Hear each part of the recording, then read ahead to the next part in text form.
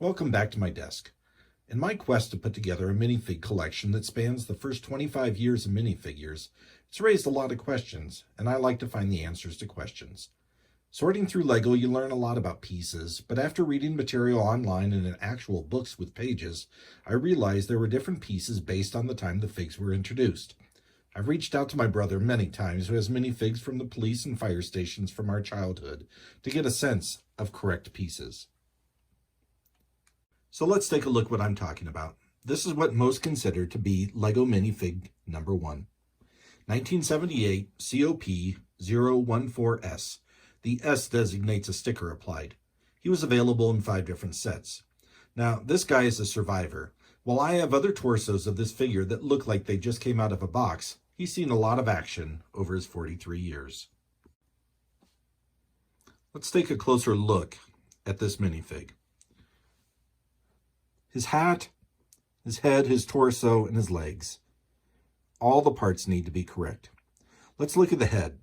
There's a difference. There's a square-jawed head and a rounded jaw head. These are the two types of heads. Both have solid studs. The one on the left has a square jaw, the one on the right, the rounded.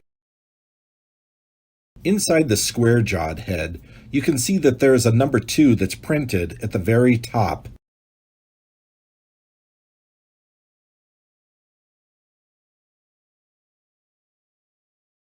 Inside the rounded jaw head, you'll see at the top, there's like a hand-etched number 6.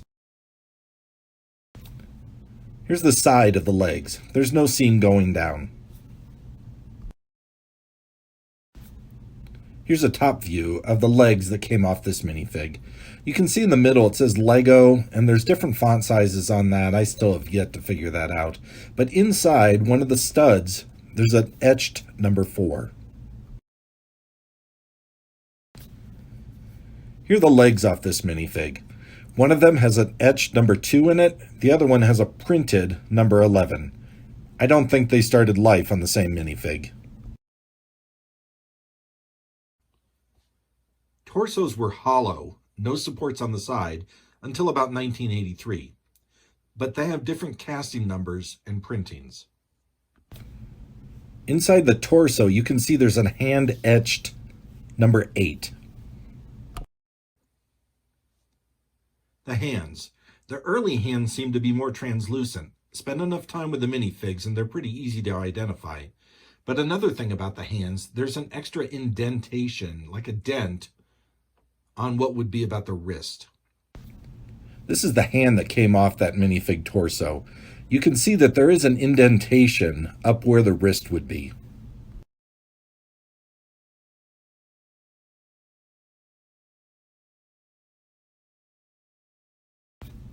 Here's that same hand from the minifig compared to a more modern one. You can see there's no indentation. The color is very different in real life. In a picture, it's hard to tell. The hat or the hair.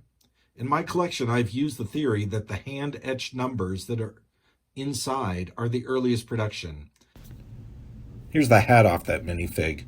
I spent a lot of time looking inside hats and hair to find the hand-etched numbers. This one's a hand-etched number 5.